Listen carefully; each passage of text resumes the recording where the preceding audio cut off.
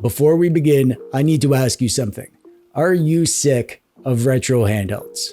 What? You are? Why? What's wrong with you? You know what? You're not welcome here. Come here. No, come here. You're out. Get out. Just get out and don't come back, you piece of human garbage. I'm sorry you had to see that. Now that the fake retro emulation losers have been sorted out, would you be interested in seeing my new retro handheld? Yeah, I knew you would. Honestly though, even though I was making a joke in the intro, I get that it's annoying to have to deal with so many choices for retro handhelds that are changing all the time. I can only imagine someone new to this hobby having a freaking jungle of handhelds to try to sort out which ones do what at what price. My job is to help you find the good stuff. I chose that instead of getting a real job. That might have been a mistake. This bad boy is the latest in a wave of super cheap budget retro handhelds that have been flooding the market. It's called the Batlexp G350, and honestly, the only reason I even considered this was that it came in this retro Game Boy colorway. It looked really good in the pictures. It reminded me of one of my favorite handhelds from last year, the Amberlic RG353V. So I was thinking maybe, just maybe, if this G350 was good, that it could be a good budget alternative to the RG353V. What I wasn't prepared for was it being not only a good budget alternative, in many ways, I like this better than the 353V. You've heard me say it before, but it's true every time I do. This is my new favorite budget handheld, and it's going to be my go-to recommendation for a sub $50 handheld, at least until something replaces it, which at the rate that these things come out will probably be before the end of this video. I bought this with my own allowance money on AliExpress. There's a link below. If you want one and use my link, I get a little bonus which helps me keep the lights on, and it lets me buy my mom gifts like fancy pickles. And I get Serious Sun brownie points for that because she loves fancy pickles. It comes in a box. The box has a picture of the thing on the front. Around back, we get a sneaky peek at the specs. It's a 3.5 inch 640 by 480 IPS screen, RK3566 CPU, Mali G31 MP2 GPU, 1 GB of LPDDR3 RAM, and it's running Linux. And it's made in China, obviously. Actually, I guess we don't need to cover the specs now because we just did. I'll just add that it does not have Wi-Fi or Bluetooth, and it has a 3200 milliamp hour battery. Inside the box, we get the doodad. It actually came in this bag. Hang on, let me recreate the experience for you. And then in the bag is the G350. I don't know why I did that, but I did, so let's move on. Under there is a USB-C cable to add to your USB-C cable bucket and a word paper, accordion style. Before we get to know the G350, let's quickly go over what I liked about the RG353V and why I'd be happy to have a budget version of a similar device. First off, I like that it does the Game Boy aesthetic. The gray plastic and the red buttons. I like that it has a great D-pad. I like that it has dual sticks in case you want to play some of those kind of games. I like the ergonomics. I like the pocket friendliness. I like the great quality screen. It has Wi-Fi and Bluetooth and video out. And most importantly, I like that it can run Arkos, which is an amazing custom firmware that uses Emulation Station as the front end and has a ton of support for extra features and ports and all that good stuff. This was my main device for a good long while. I've since moved over to using the FlipZizzle as my main device, but the 353V can do stuff that the FlipZizzle can't do, so I think it's still a great option. However, the 353V is over $100, like $120 if you get it with a 64 gigabyte card and add shipping on top of the price. The G350 is only $45 with free shipping, but that's only worth it if it's good. So is it good? Well, yeah, it's good. The G350 has a front, some sides, a top and bottom, and a back. On the front, we get a screen, a D-pad, face buttons, dual thumbsticks, start and select, and a menu button. On the right, we have a power button, reset button, and a microSD card hole for an optional games card. On the left side is volume up and down, and another microSD card hole for the system card. Up top is a USB-C hole for charging and OTG connection, and some status LEDs, and a headphone hole. Around back, we have some bumpers and triggers, and a nice ribbed texture for style and comfort. Like I said, the reason that I was drawn to this was the aesthetic. I love the Game Boy vibe of this thing. The beige plastic that they went with is much nicer than the stark gray plastic of the 353V, and there are some nice subtle differences like the fake speaker grill on the bottom right and the angle of the corner on the bottom down here that makes it look more like an homage to the original Game Boy. It's just a really nice looking device, in my opinion. It feels like the quality of Amberlich's latest devices, but at a discount price. Same quality, but you get to save some money. And you can take that money you saved and buy things with it. You could buy yourself a nice lunch and some cards for your Magic Commander deck and some new toenail clippers and still have $5 left over to support TechDweeb on Patreon. And it even passes the pocket test. See? It's in there. It's in my pocket. I know you can't tell it's actually in my pocket, but because my pocket is blocking your view, but trust me, it's in there and it's good. One important notable change from the 353V is that they took a completely different approach for the back buttons. Amberlich's buttons are straight, but the G350s are angled and are much more comfortable, and they feel nicer to press too.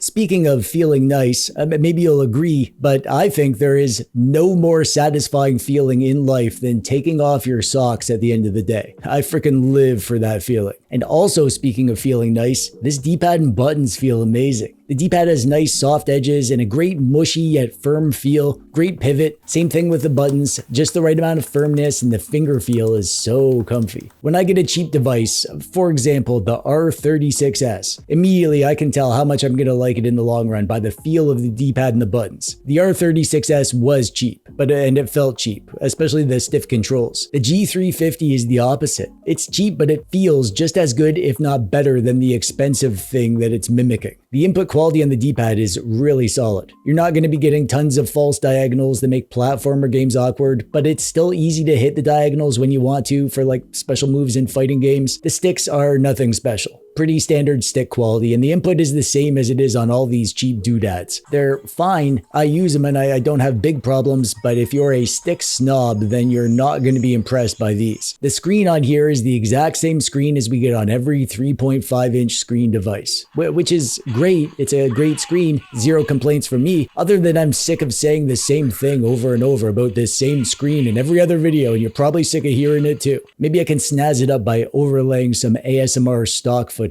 3.5 inches is a good size for a screen because it's a nice balance between game size and pocketability. 640 by 480 resolution means that we get good scaling options for certain systems that scale perfectly at that resolution, like Sega Genesis and TurboGrafx-16 and PS1 and Dreamcast. And you can use interpolation shaders on NES and Super Nintendo and the Game Boy systems. It's bright and clear with good colors and good viewing angles. It's a good screen is what I'm saying. And the sound is fine.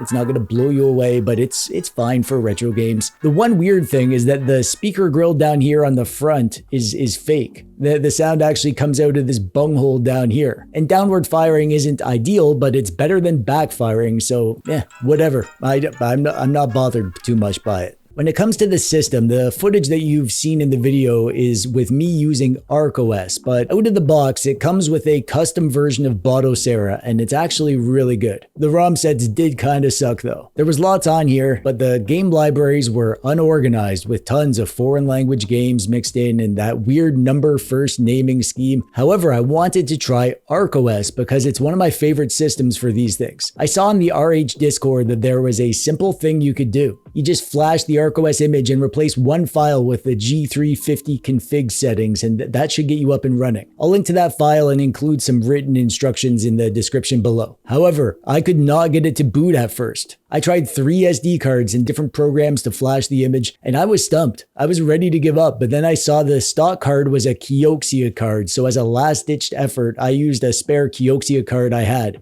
and that worked. Arkos installed fine, and it booted up, and it worked fine. I was able to get it set up just the way I like and also use my second SD card full of games from my other device, and it's everything that I ever could have wanted. So just keep that in mind, that this thing is picky with SD cards, and if you want Arkos, you should plan to either use a good quality card or just reflash Arkos over the stock card that comes with the device. However, when I went to make this video, I wanted to record some of the stock system to show you, and now it's not booting. I don't know why that is. I don't know if I did something wrong or whatever. Check out my boy Dead Fred's video on this thing if you want a tour of the stock system. Arkos isn't drastically different than stock though. I installed my TechDweeb theme, which you can also install on the stock system. Arkos has a ton of extra stuff like ports and a media player and all that stuff. Because this device doesn't have Wi-Fi or Bluetooth, you'll need to use a dongle if you want that stuff. I connected up a Wi-Fi dongle just to test out the art scraping, and that worked fine. If you need Wi-Fi for short bursts, this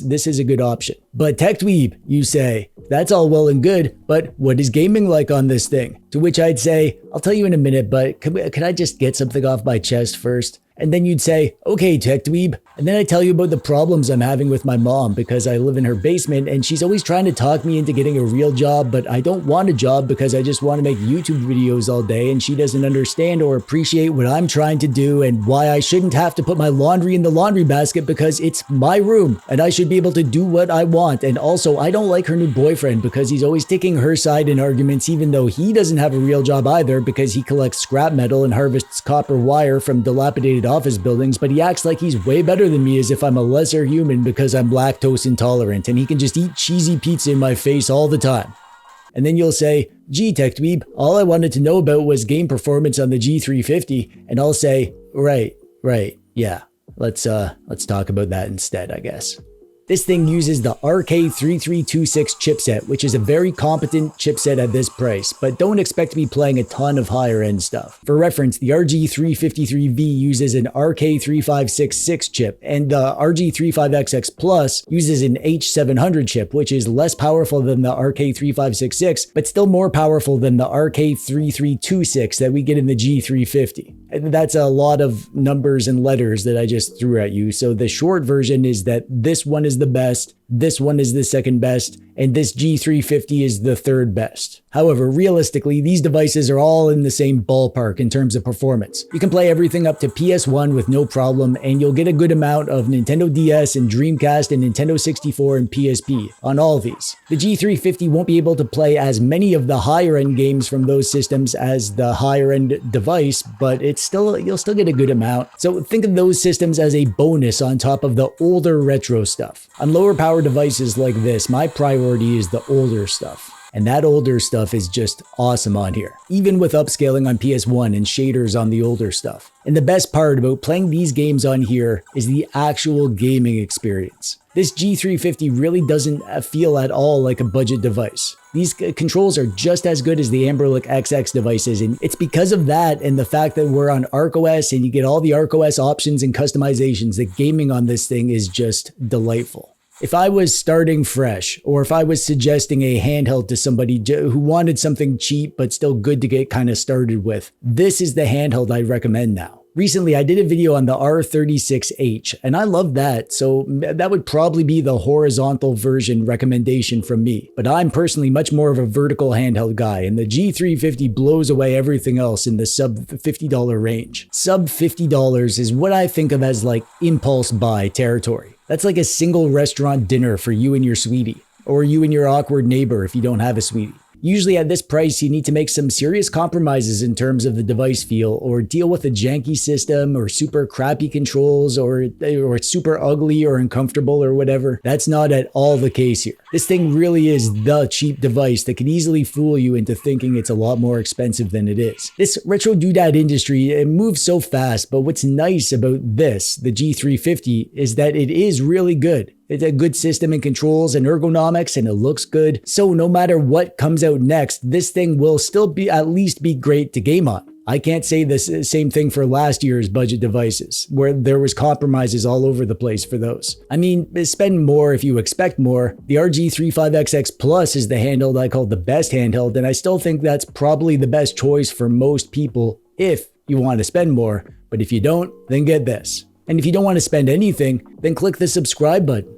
It's free and it doesn't cost you a dime. Well, that's it. That's all I have for you today. I hope you enjoyed checking out the Batlexp G350 here with me. Share your thoughts about this or anything else you'd like to say in the comments below. Consider using the link below if you want to pick one of these up. And while you're down there, click the thumbs up button if you like the video, or don't if you didn't. And that's it from me for today. I'm TechDweeb. Thanks for watching. Bye-bye.